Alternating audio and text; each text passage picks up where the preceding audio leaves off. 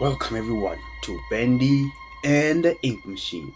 So today I'm just going to go through the necessary things, the more important things because I have already completed a game. I know I should have at least recorded it for you guys, but I feel like it'll be more important to new viewers or new people who are interested in Bendy. That I just want to be going into the archives since it was a mysterious chapter that I unlocked after completing the game. So these are the archives. We're just gonna go through all of this so that other people who are new to the whole Bendy fan base, they can understand Bendy a lot better. So welcome to the archives. Bendy and the Ink Machine began when the developer slash cartoonist or slash cartoonist known as Themely Theme, huh?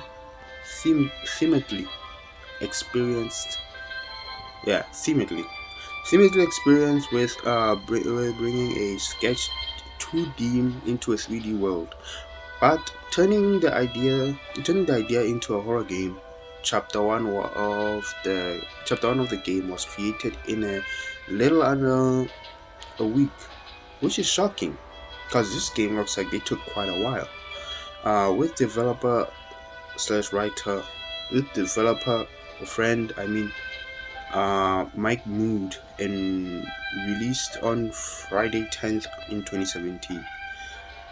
Uh, much to their surprise, it struck a chord with global indie gamers almost overnight. Thread theme themately.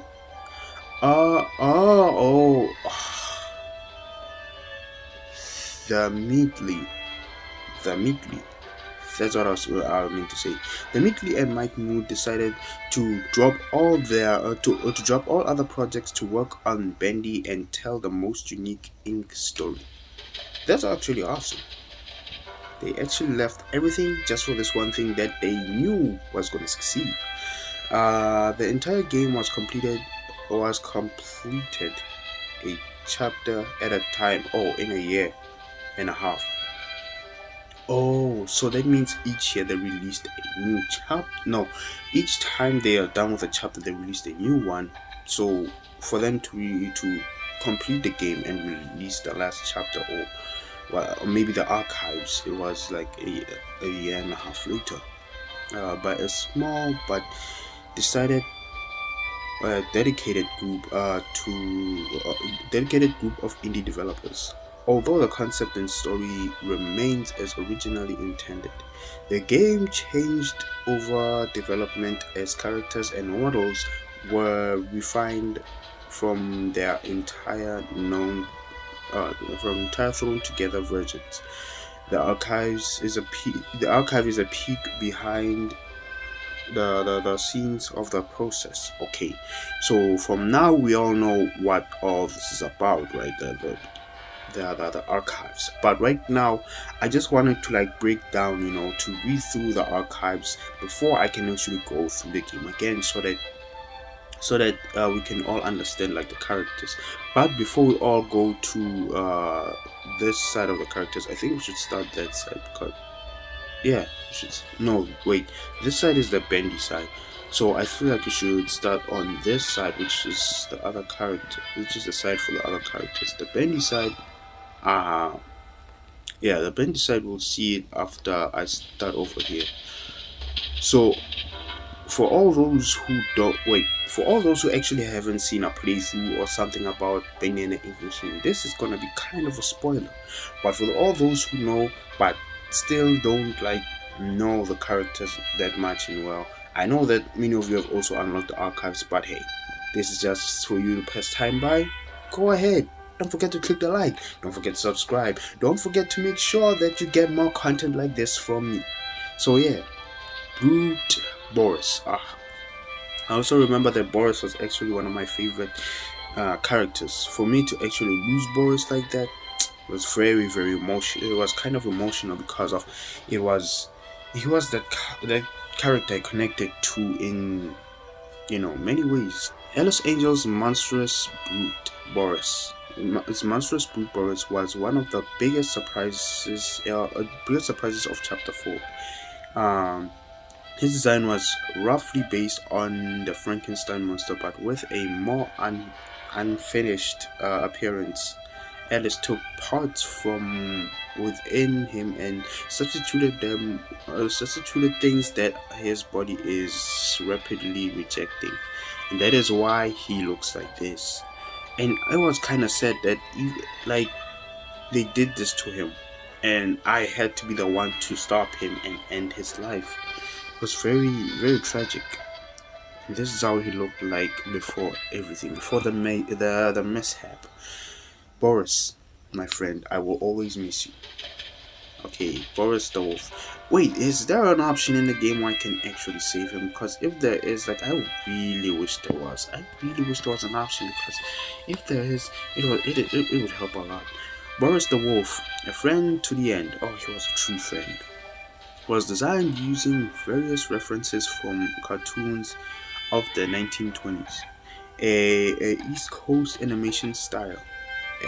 This silent and supportive wolf won over the hearts of many, including mine. Wow, I seriously didn't think they'll put that there.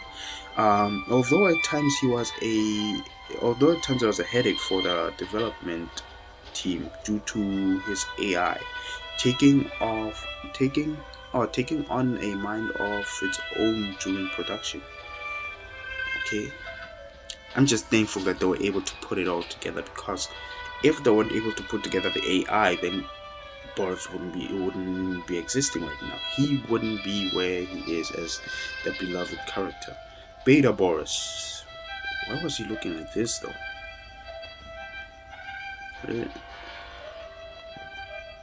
I'm glad he didn't. Like, seriously, like, that design just looks very, very simple and just very friendly.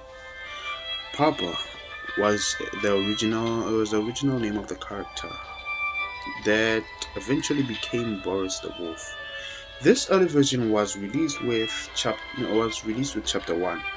He was quickly refined into the Boris we know today with the release of chapter 2.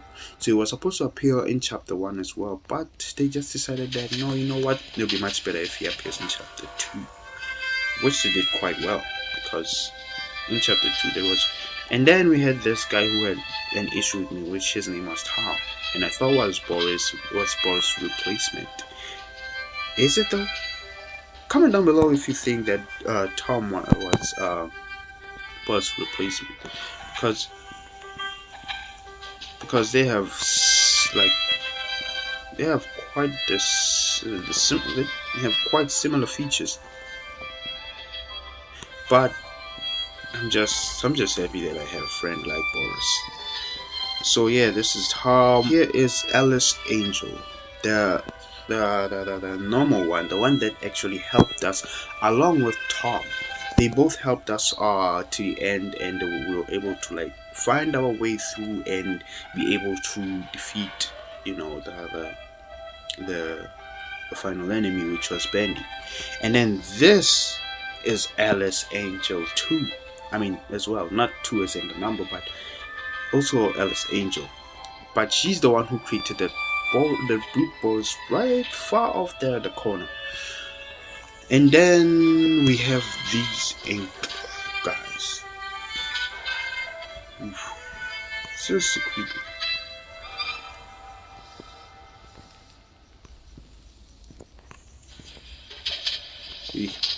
Seriously creepy. Let's carry on to, I feel like I'm doing things backwards, where I should be reading from like the first the first character to the last one. So instead of doing what we're doing, we're gonna start off right here. So, which is the searcher, the ink monster that you face in the beginning. So the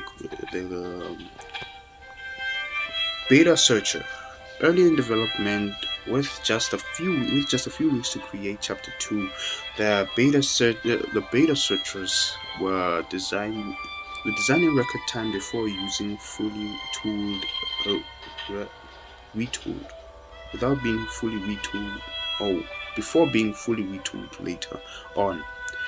They were the first fighting enemies encountered. They were the first fighting enemies encountered in the game.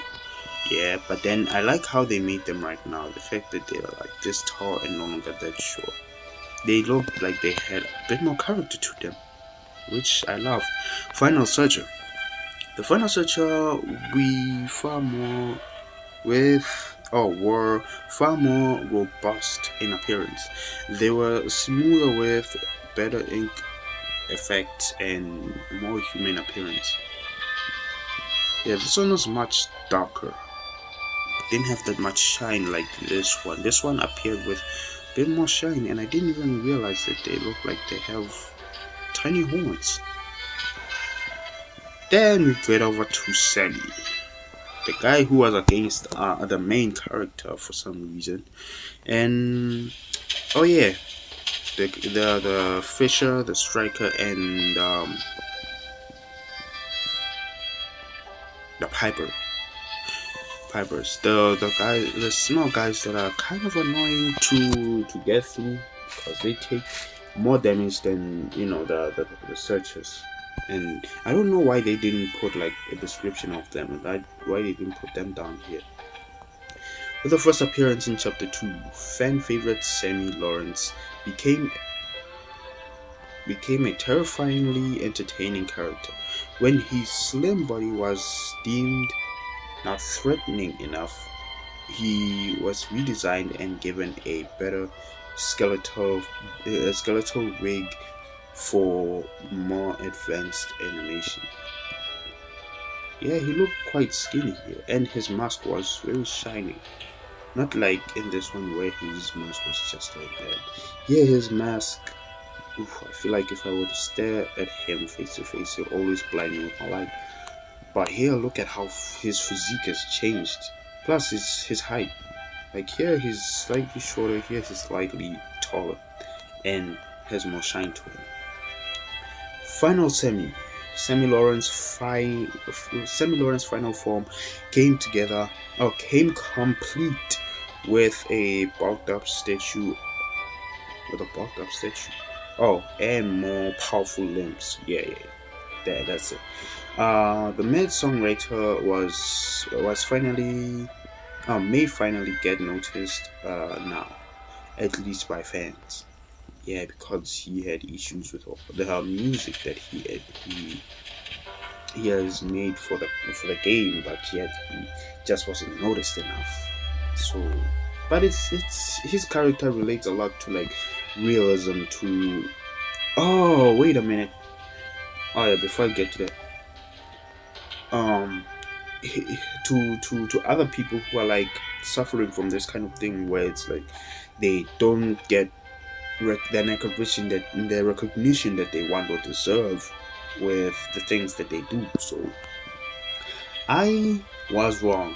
I thought that these three guys on the walls are not here, and they are here. Here they are, actually. The Butcher Gang. Before we go to those one, I want to pass through this one. The Piper, Striker, and Fisher make up the dreaded Butcher Gang.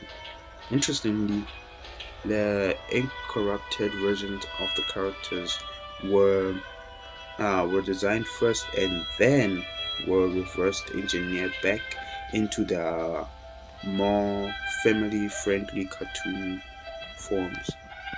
This isn't family friendly at all. They terrified me like a number of times, especially this one in the middle.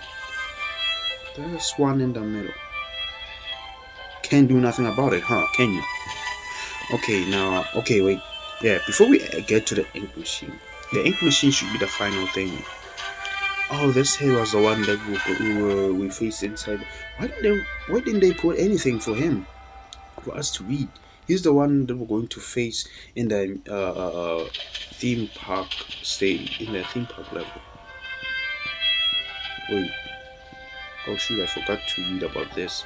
This is actually the main enemy, Henry Stein.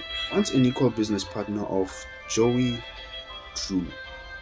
Henry Stein was a talented animator and character designer until leaving the company around 1930. Oh yeah, his place in Joey Drew Studios history is somewhat undocumented. I wonder why.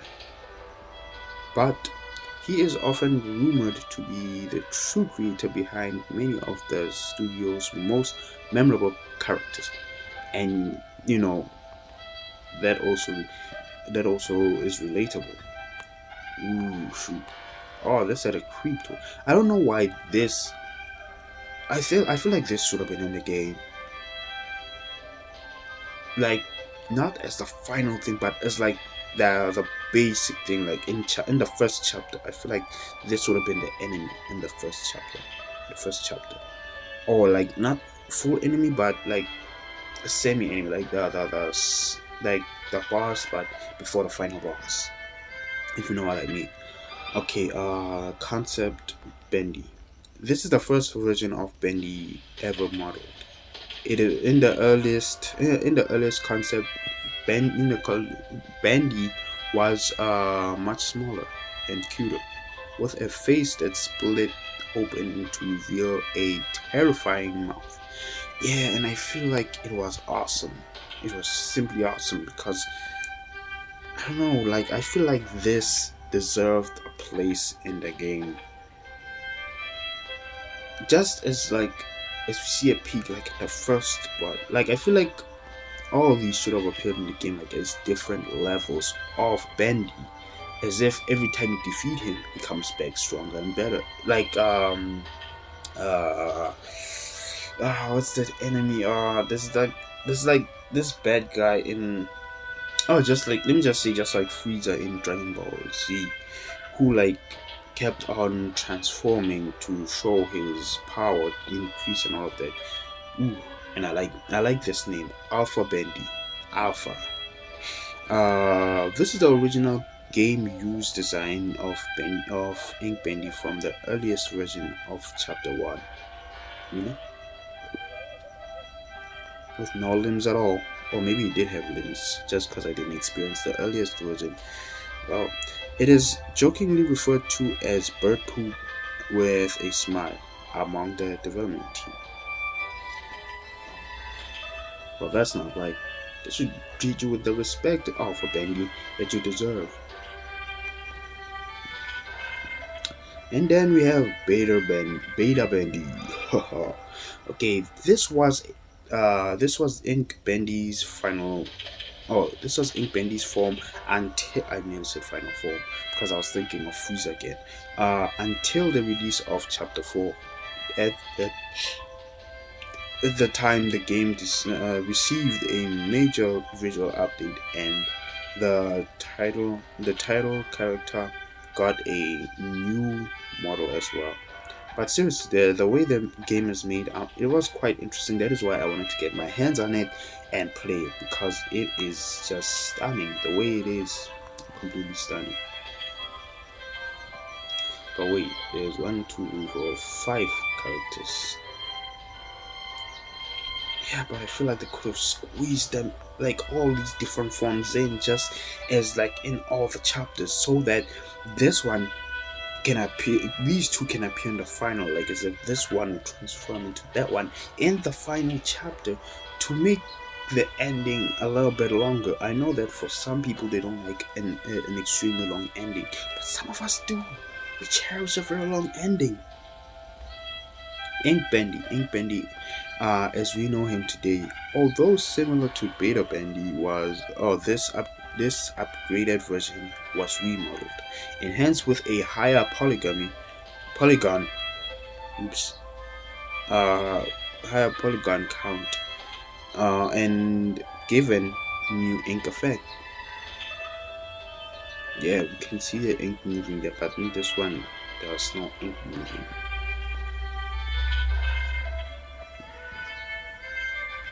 But seriously, is that supposed to be the eyes and the nose up there?